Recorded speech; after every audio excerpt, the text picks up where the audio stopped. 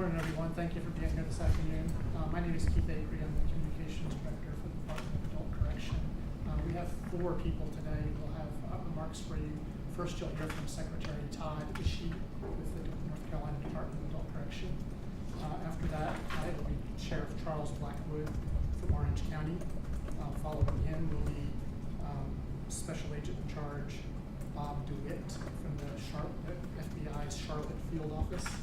And then finally, we'll have Glenn McNeil, the U.S. Marshal for the Eastern District of North Carolina. So I'll turn it over to Secretary Ishii to get started. Sir? Well, good afternoon, everyone.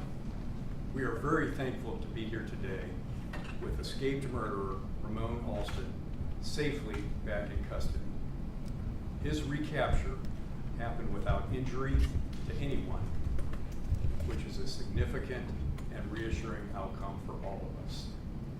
Today, Alston is in a cell at the high security maximum control unit at Granville Correctional Center.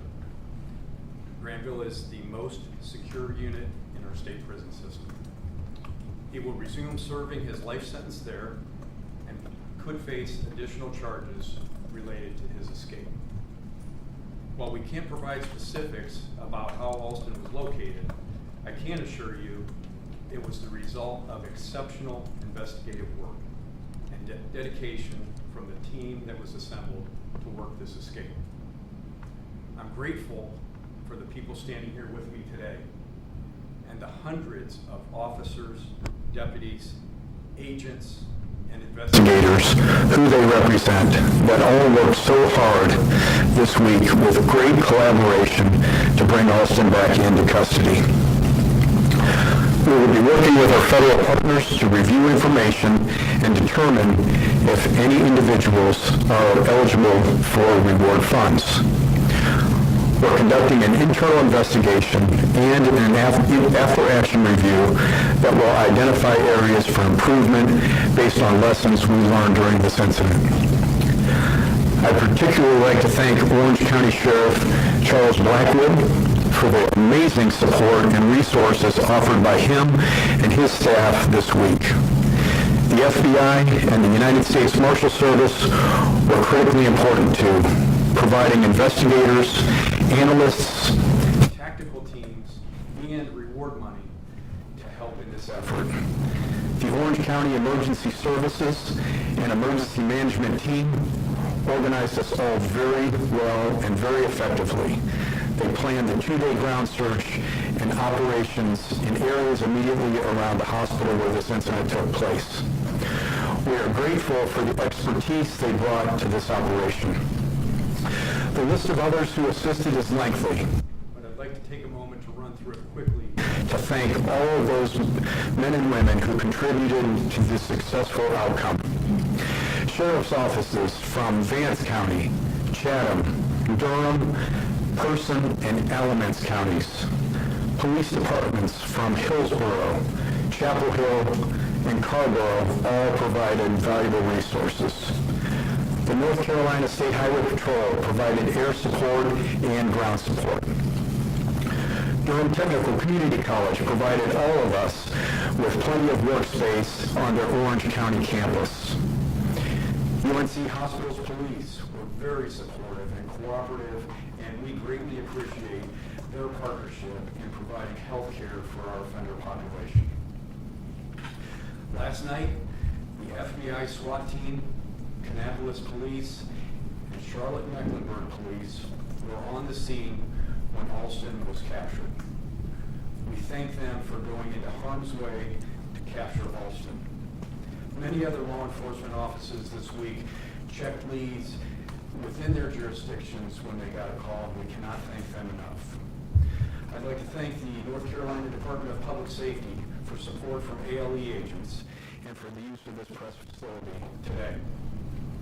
And finally, as we wrap up, thank you to all of our Department of Adult Corrections staff who have helped in countless ways through this entire event.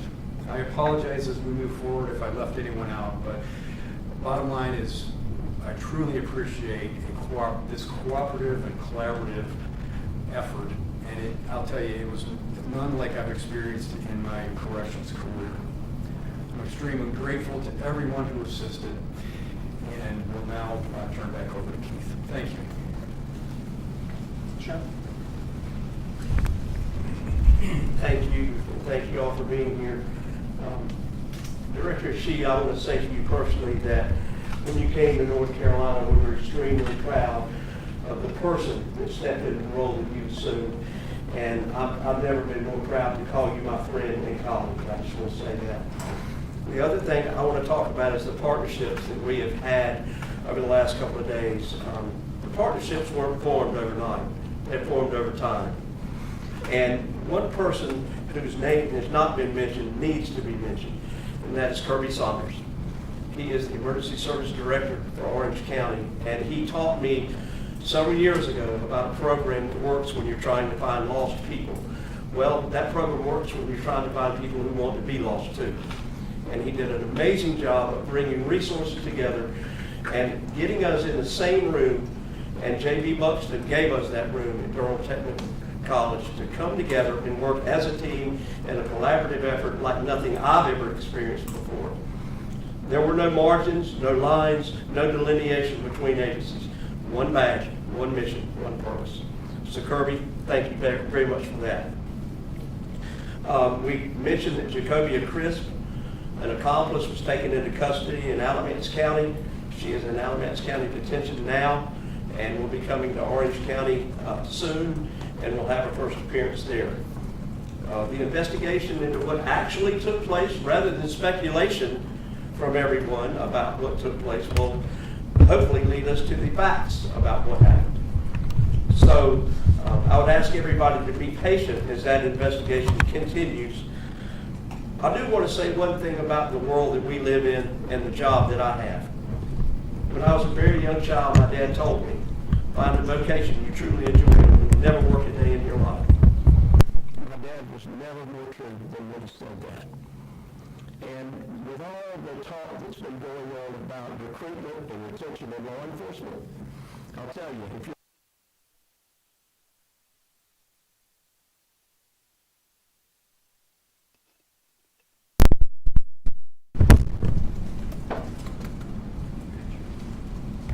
Good afternoon. My name is Bob DeWitt. I'm the Special Agent in charge for the FBI in North Carolina. I'll be brief. I just want to say thank you all for coming out to hear a little bit about the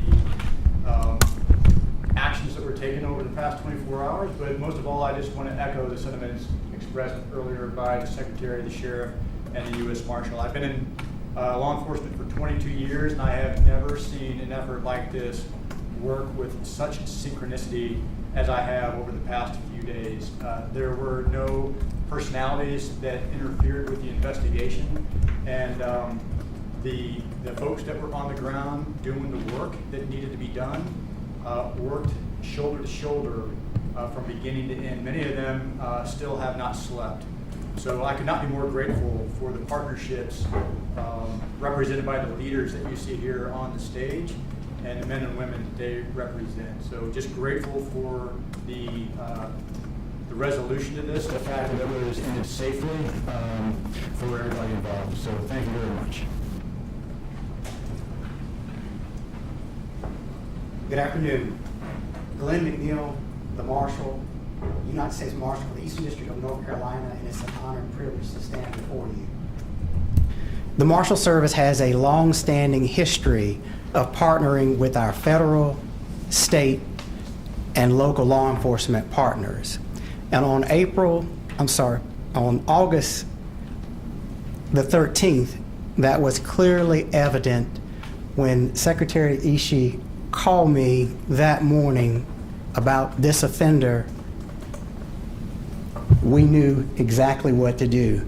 The relationships that we have, that we formed through our various task forces, we immediately activated and have worked nonstop for the last 3 days. The collaborative efforts and the partnerships that we all share, they're very meaningful, and they have stood and will continue to stand the test of time. And so, Sheriff, thank you for your partnership. FBI, thank you all. It was a collaborative effort, and we are, with the Marshal Service, glad to be a part of it. And I can't thank the men and women that represent the Marshal Service that work tirelessly to work towards this quick and peaceful resolution. I'd like to share with you all a quote of my good friend Sheriff Blackwood that he shared at the very first operational briefing, and I quote, "The right people are in the room," end quote.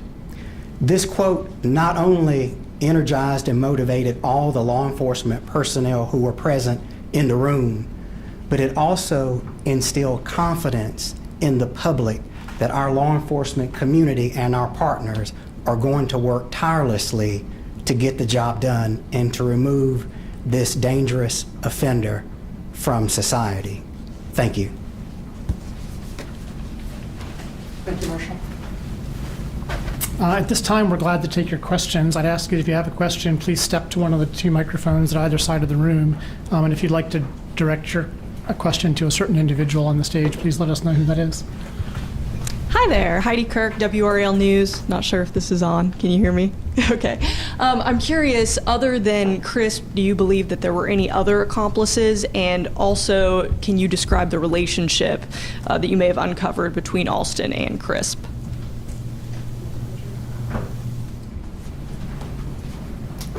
So it's our understanding that the relationship began several months ago between our inmate, who's now back in custody, and Jacobia. I will tell you that that relationship was by phone, mostly, and it was developed after he became incarcerated. As far as other folks that are involved, we certainly are investigating that and hope that we can answer those questions. Again, that goes back to my earlier statement that we want to find out the actual facts about what happened rather than speculation. Thank you. Hi, William Tong, News and Observer. I just wanted to ask, is there any indication right now of how the inmate was able to remove his leg restraints or any other information about the actual escape?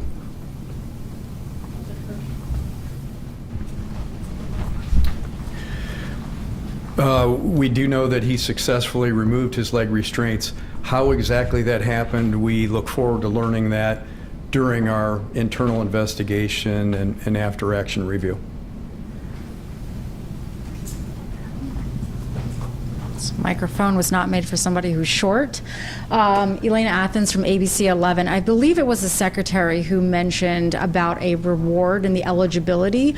How were law enforcement brought to that hotel? Was it someone who worked there? Was it a family member? I understand a search warrant was executed at his family's home. Sure. So I don't want to get into the elements of how we were led to the hotel. I would just tell you that it was a combination of the resources between the FBI, the Sheriff's Office, the United States Marshal Service, and many of the different state agencies that you see here. So it was a collaborative effort. But I would not want to get into the details on how we were led there. Okay. I did have one more question, if I might jump in also, sorry. Have any of those who were transporting him to that UNC facility, have any of them been placed on administrative leave as the department is reviewing this case?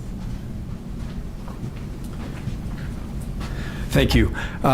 They have not been placed on administrative leave. We have reassigned them to other non-transportation duties while we walk through the internal investigation and the after-action review report. Thanks. Hi, Giselle Thomas with WFMY News 2. Are you able to share any details as to why Mr. Alston kind of chose to stay within proximity? To our understanding, it seems like he didn't leave the state.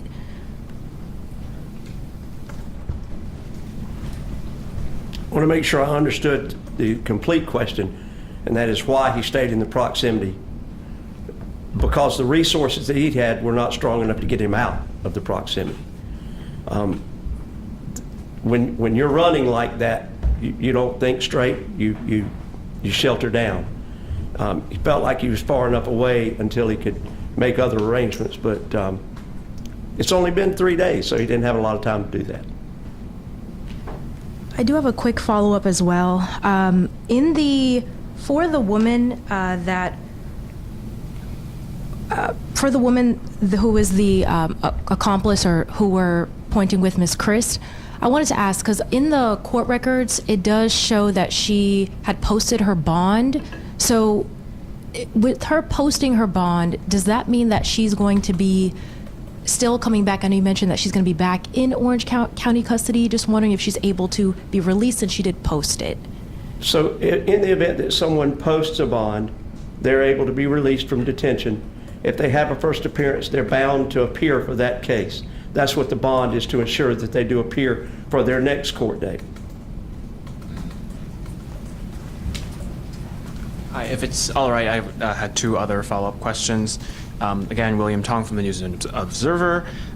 First, I wanted to ask what the estimated cost of this capture was, and second, if there were any changes to protocols for any of your agencies or operations that you have learned or has come out of this.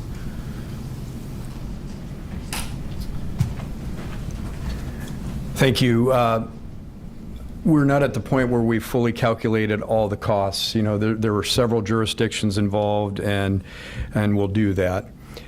Second question, I just want to make sure I understood. Have we incorporated any changes? We are in the process of doing that. That's the after-action review will likely prompt changes and how can we do things safer and better. We've been consumed up until this morning with focused on apprehension of Alston. Thank you. Thanks. Hey, this is Jenna Gartner, Spectrum News. I have a question just a little bit about Crisp. And was she somebody that you guys had been following a little bit, had known about before you found out that he was down in Kannapolis, or did you guys receive tips once he was already there that kind of led you to find him further away? Respectfully, that gets into a little bit about what we're talking about with our operations, and we don't want to delve too far into that now. Thank you.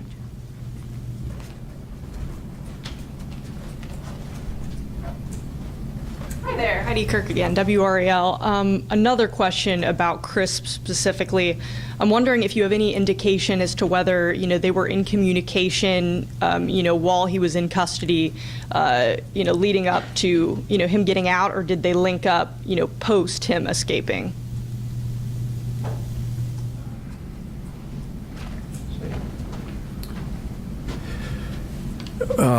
We're still reviewing that. That really tends to be part of both the criminal investigation and our internal. So, rest assured that that's something that we will be looking at, as we move our efforts forward, both with the criminal and with the after-action review. Our interest is to get better, to protect the public better, protect our staff better. So we will be working day and night. We started this morning on our after-action review. As soon as we woke up, the after-action review process started, and we're going to move very aggressively with that to get it to completion so that we can make things safer. Could you go a little bit more in depth on what that after-action review looks like? Sure. It's very common. We use it often following an incident. We are going to assemble a large team. This was a big incident, so we will have several staff from many different disciplines involved in that. They will be working over the course of the coming weeks to just review everything about the incident, analyze our policies. How can we make our policies better? Look at our practices. How can we still deliver community standard health care, but be safer and make sure that we do everything to ensure that something like this doesn't happen again. Thank you. Thanks. Let's take a question from Ben, and then we'll wrap. Ben Boken, CBS 17. I think this question might be best for Sheriff, but can you describe, from what you've learned, what this relationship was like with Crisp and Ramone Alston? Based off of everything you've learned, can you describe how their relationship kind of developed? I cannot describe what their relationship was. She's not in the detention center. He is. So we know it was through telecommunications of some sort. But how detailed that was, or whether that was something more than just a friendship, I can't answer that now. That is also something that's under investigation. Is there any word on how they met? Not this time. can you describe really quickly the impact that all of this has had on your community? I think the impact it's had on our community as a whole was that it heightened everyone's concern for safety. It also shined a spotlight on law enforcement. It also shined a law enforcement light on our prison systems. And one thing that we have to realize is that we operate sometimes in our own silos. What this operation has given us an opportunity to do is break down a lot of those silos and learn to work better together. And as we talk about the hot wash and after action reviews, so much has been learned about how to keep our community safer and how to make our public feel better about what we do. There's been a tremendous loss of respect for law enforcement over the past 10 years. But it's not just law enforcement. Society has lost respect for one another. And if I had a magic something to make this all be better, I would hope something good could come from this incident. But I think we've all worked very hard at this. And I think our community probably feels a little bit better about what we do and a little bit more about what we can offer to them as far as keeping them safe. Thank you all, and thank you for your efforts in the media and helping us spread the word about this escape and get Alston back into custody. So we'll keep you informed as investigation progresses and things develop. But thank you all for being here.